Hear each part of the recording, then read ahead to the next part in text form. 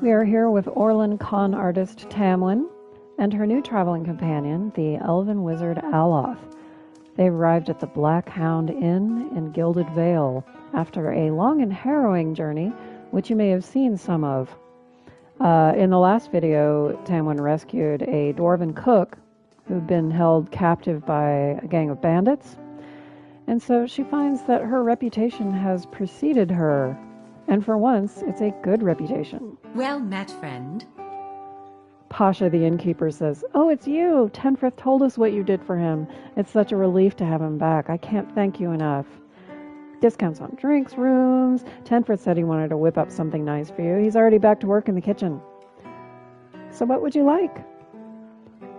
There's actually several things you can do at an inn. You can rest in a room and maybe get some bonuses for different rooms. You can also make your own companions, just like you did, just like we made Tamwen. You can decide everything about them.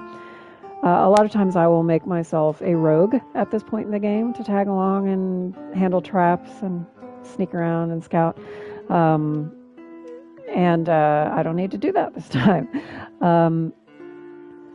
Now, this is some optional information you can learn about the Black Hound, but most importantly, you want to ask about this dog, and I'll tell you why a little bit later on. Yeah, there is an actual Black Hound who's still pining after the owner who left. For now, before we have a nice, restful sleep, we're going to go and visit our friend Tenfrith back here. Ah, it's you, my savior. It's so good to be back. Don't think I'll let this go unrewarded. I decided that you've earned the right to my dearest recipe. So he's going to give us a pie recipe. This shows up in the crafting screen. Let's just take a look at this and I'll show you what crafting is all about in this game, briefly. The ingredients that you pick up along the way you can use to make food. This will give you, if you consume it outside of combat, it gives you long-lasting, like 5 minutes or so, bonuses to attributes and also to your endurance. You can also use ingredients to make potions. These are basically versions of spells that you can cast on yourself, and you don't have to be a wizard to cast them. And they come in various levels, just like spells do. You can also do scrolls. Scrolls contain spells from, druids even, and priests and stuff like that, and you can cast those, and all that takes is lore skill. All of those can be made via the crafting screen. And what do we have here? And you can also sometimes pick up potions and things in random secret spots. I'm going to give this potion directly to Aloth because Eldritch Aim is a useful little spell for casting right before you do an offensive spell. It boosts the accuracy, makes sure that you're going to do maximum damage. Alright, so I'm going to go ahead and get us a room. A little bit of suspension of disbelief here because Tamwen will in fact be sleeping upstairs. Greetings. So we're going to, after she wakes up, we're going to move her upstairs as though she was always there, because then we get to see the dog. So she asks for a room, and she's expecting a nice, restful sleep. We get a free room because of our service, and we also get discounts on the others, but for now we're kind of poor, so we're going to sleep in the common room.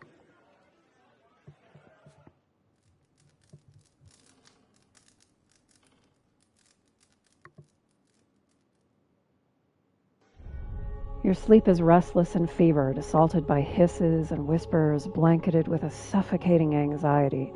You open your eyes to awaken and find yourself in front of Gilded Vale's gallows tree, the creaking of its ropes growing louder in your mind until the sound is deafening. Hanging from the tree is an old dwarf woman whose face has shriveled inward like moldering fruit. Her head hangs limply to one side. As you look at her, she looms larger and larger in your mind until she is mere inches from your face. Suddenly her head snaps up and her eyes open. They are empty, and behind them is a vast nothingness that makes your stomach drop. Her mouth slowly parts, and with a gust of rancid air, she speaks a word. Watch her. You jolt awake, the foul smell of the dwarf woman's breath still permeating your nostrils. Sweat runs down your face in thick droplets, and your skin is soaked from head to toe. You remember the woman. You remember seeing her decaying face when you spoke with the magistrate. He called her an animancer. Though it fills you with a new, queasy apprehension, you feel a strange compulsion to see this woman once more, if only to confirm she's truly dead. Now we're upstairs. We were here all along. Gonna take everything that's not nailed down and even a few things that are. Book. Just gonna put the text up on screen briefly in case you want to pause and read it. Interestingly enough, this book is about the guys who tried to kill us.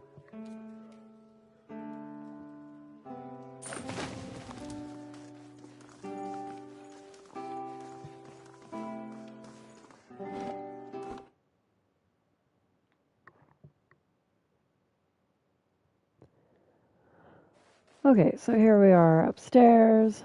This is, I believe, the only unoccupied room, so in my head canon, this is where she and Aloth were staying. And there was a locked... This calls for a subtle touch. ...cabinet here, so of course she had to seal everything in it. Nothing too valuable, but she's dirt poor, so... Old book about Dyrwood history, if you're interested in that.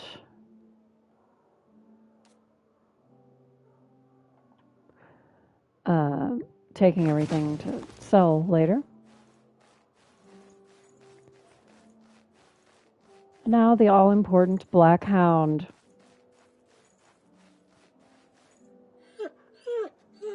The hound stares intently at the covered window, head cocked, as if waiting to hear a particular sound. It looks up when you approach and whines a low note, tail wagging slightly. And if you hadn't talked to the innkeeper, all you get is pet the dog or leave the dog alone. But you can always pet the dog, no matter what. But we have a little more information, so we can say, sorry, girl, don't think he's coming back. The dog whines, and Tamwen says, well, you can come with me. Maybe we'll find him on the way. We have gained an item, Black Hound. Now, how this works, you go to your inventory and you can place this little guy right in the pet slot over here, and now that means that he'll follow you around. He doesn't do anything except look really cute. In the next game, the pets actually can boost your attributes, but in this case, he's just there to be friendly. See? He can be a little hard to see sometimes because he's very tiny and he's like a little black shadow. But now we have a dog. And that was very important. So the dog is going to come with us as we go to the hanging tree. Oops, I accidentally activated fast mode. Which, you know, you can do if you're not being little miss immersive, slow, lazy pants like me. It just makes them run faster. Everything goes faster, though. The game time goes faster. It's basically just like, fast forward. Not really my style. Although I do like it if I'm crossing an area that I've passed like 1,000 times. So Tamwen, unnerved by her dream, is going to head back to the hanging tree. She notices a large man looming there smoking, but she ignores him for now. Her lifeless head lolls forward rigidly from one side to the other when the breeze shifts. There's a faint glow around her that casts no light on its surroundings, but there is a tepid warmth to it. and you feel that you could reach out and touch it with some aspect of yourself that has no worldly dimension. So Tamwen uses the strange sixth sense of hers to reach out, and there's a sudden jolt to your mind, a ringing electric surge of images and words and sounds. You shut your eyes and feel yourself being pulled down to some deeper consciousness in a space occupied only by you and the hanging woman. Have you come here for me, dear, or have you gotten lost? Ah, it is both, I think. Yes? I need to understand something that's happened to me. She nods, a look of pity on her face. The world looks a little different than it used to, is that it? Feels like you're noticing things for the first time that have always been there. You have seen past the shroud. It only takes an instant. Your soul remembers, yes? Remembers how it sees when it leaves the body, like being reminded of a dream you had forgotten. You are a watcher now, and a watcher you will stay. What's a watcher? What indeed? Long hours have many animancers spent studying such things. Not I, though. Not I. I'll tell you what I know, though, since fair is fair, and here we are visiting, you and I, and it reminds me of better times. Souls pass on. Some say through Audra stones, which are the blood veins of the world. They leave the world for a time and are reborn into it, sometimes more than they were before, but usually less and seldom the same. For all souls there is a time where they do not live, yet have not passed on, and those souls roam the world, same as you or I, either leaving or lost. But no one sees them because they have forgotten how. A watcher sees, though, knows what to look for. And sometimes they know a person just by looking at them, know where they've been in ages past when their bodies were other bodies. See memories even their owner can't recall. A wonder to behold when all goes well, a wonder. What did you mean when all goes well? Oh, nothing to be afraid of, I'm sure. It's just much to take in for some. Sometimes there's trouble sleeping or other difficulties. You should see old Meerwald. He could tell you much more than I. A watcher just like you. Helped many in his day. Took up in an old keep no one would claim. Not far, not far. Kadnua, beyond the Black Meadow. He will welcome the company. Interesting. So Tamwen ponders this. There is another watcher, someone who has supposedly the same kind of superpowers that she's been granted, beyond the Black Meadow in the keep of Kadnua. So she's sort of bookmarking that for later use, but she also, while she's talking to someone who understands souls, she wants to know why she survived that bivouac when her friends did not. Did you now, dear? My, that would be something, wouldn't it? Could be luck, could certainly be. A storm can be a careless thing. Or maybe it got its hands around your soul but couldn't pick it up. A soul can be heavy if it stayed in one piece through its time. Strong souls, we call them in the trade. Cold, I mean. Called them. Those days are all behind me now. Now, I know this is not a lot of text, but this part in particular has... It'll reoccur throughout the story. This is some interesting lore to keep in mind. You said souls break apart over time? Oh, yes. Entropy. Rimagan's work. We know little of why or how. We lose pieces of ourselves when we die and pick up pieces of others when we are born again, but less than what we lost. We tried to stop it with the animantic sciences, but with little success. A very small few resist Remergan's influence and stay together through some force of defiance, at least for a time. But they all succumb eventually, I think. So the idea of strong souls, or people whose souls stay whole through each reincarnation, will be important, and even more so, remember the name Remergand, the god of entropy and cold, because he is going to show up quite a lot throughout this story and the next. You can ask more about Kaldara if you like, and you find out that she came here to try to help Lord Radric's wife, who was with child, and she hadn't been able to successfully have children before, and Radric wanted to know why. Kaldara studied her, but couldn't find anything wrong, and ended up getting hanged as a charlatan for not being able to miraculously fix everything. But yeah, that's about all the really important stuff we can hear from her. Goodbye, my dear. It was lovely visiting.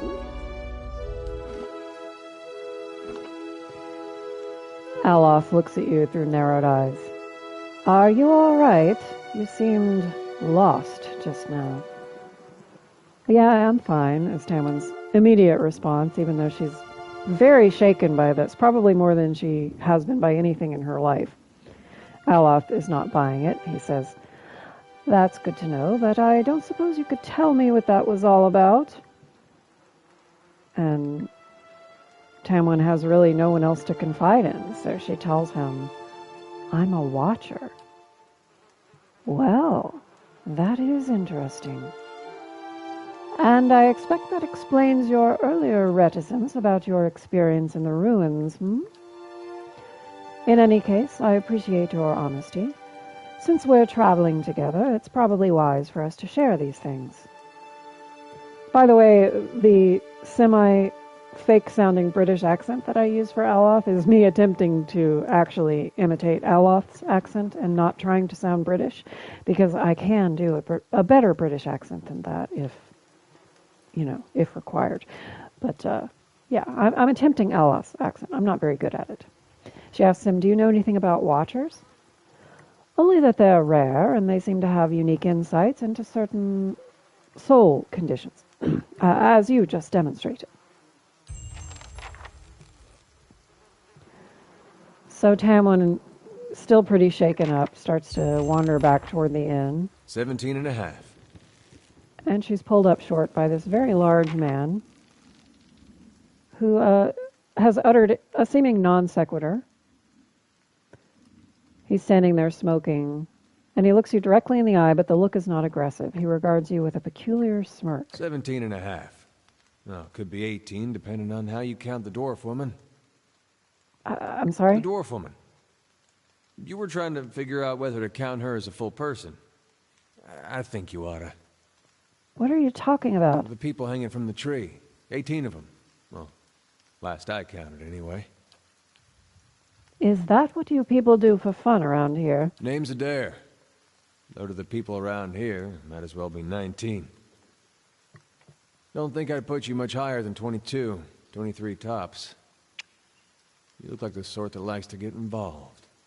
What makes you think I was interested in the dwarf woman? He looks at you a moment, his brow arched, his smirk broadens. I was smoking over here, saw you staring at her. Twice I refilled my pipe. You never so much as blinked. Your mouth was so slack I took you for a Radric at first. Impossible! I don't drool half as much. Ha! He says, so you're already familiar. Still, you have to forgive my curiosity. Around here we prefer to turn a blind eye to our dead. She asks him, "Do you know what a watcher is?" Careful, friend. Best not use that word round here. Could be any number of Radric bootlickers within earshot.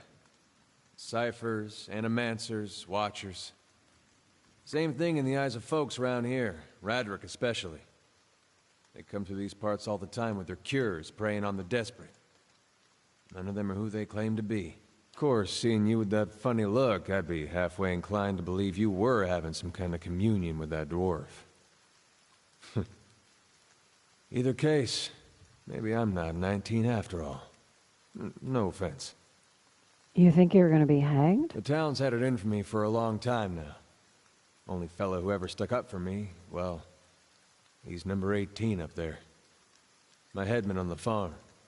Used to be my captain during the war. The war? He says Saints' War. Only one in my lifetime. Fella decides he's the living incarnation of Aethys. Overthrows Raid Saris, marches on Dyrwood. So we give him a Dyrwood hello. Tamwen takes the bait and asks, what's a Dyrwood hello? We blew him up. He smiles at this, but it's a smile of one recounting a joke for effect rather than enjoyment. She doesn't ask who Aethys is because Aethys is the god of rebirth and redemption, and pretty much everybody would know that. But she asks, what does this town have against you? Pick the wrong god. That's what it comes down to. Used to be a lot of Aethys worshippers in Gilded Vale. That mess of rocks over there, that was a temple to him, to give you some idea. Then one day, somebody named Widewind shows up on Dyrwood's doorstep. Says he's the living flesh of Aethys. Got an army with him. Suddenly, Aethys isn't so popular in these parts. My brother Woden and me, neither of us believed it. No way was that Aethys. He enlisted, then I did too. But, he didn't make it back. After the war, people took to punishing Aethys worshippers, accusing them of treason. Got real ugly, especially after the legacy started. Folks needed someone to blame. I was safe because I fought, but then this rumor starts that my brother, that he was on the wrong side. And I wasn't so safe anymore. Until my headman stepped in and said they'd have to hang him to get to me. Seems that's no longer a concern. Of course, the townies don't do the hanging these days, but when Raedric's men come, they got no problem doing the pointing. Alof glances at you and lowers his voice. You can see why I was eager to leave. So Tamwen says, if you're next to be hanged, what are you still doing here? Drinking, mostly. Point of fact, I'm on my way out. Just haven't figured where I'm going yet. Not a whole lot of places out there that don't think Widewind's legacy started with Widewind. Tamwen gives him another look up and down, way up, and realizes, wouldn't be a bad idea to have a big, beefy guy along to stand in front of her when nasty things are trying to stab or cast spells at her. And he doesn't seem like he's maybe super bright, so he could be easy to manipulate. So she says sweetly, with her big kitten eyes, we could travel together. Where are you headed? He asks, and she answers, someplace called Cadnua. There's an old watcher there who might be able to help me. I seem to remember hearing something about that years ago. He tamed that place. People would seek him out for all kinds of things. Troubles of the soul, questions for the departed.